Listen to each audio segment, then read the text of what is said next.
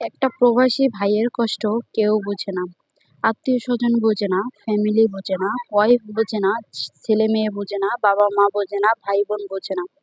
এরকমের কথাই একটা প্রবাসী ভাই বলেছিল। সে তার খুব কষ্টে এবং আঘাতের কারণে কথাগুলো বলেছিল। কারণ প্রবাসে যখন গিয়ে তারা সারাদিন কাজকর্ম করে, তারপরে বাসায় এসে রান্না করে ৪ টা ডাল ভাত খায়।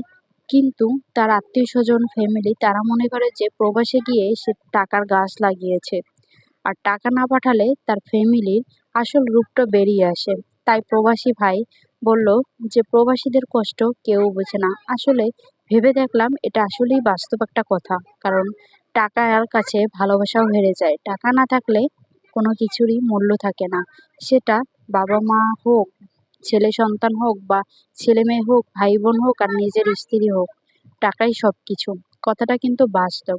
কিন্তু প্রতিটা প্রবাসী ভাই আপনাদের কাছে রিকোয়েস্ট, কেউ আবার খারাপ কিছু কমেন্ট করবেন না। কারণ এটা এক ভাইয়ের কথা বলেছিল, সেখান থেকেই আমি এই মানে কনটেন্টটা তৈরি করলাম।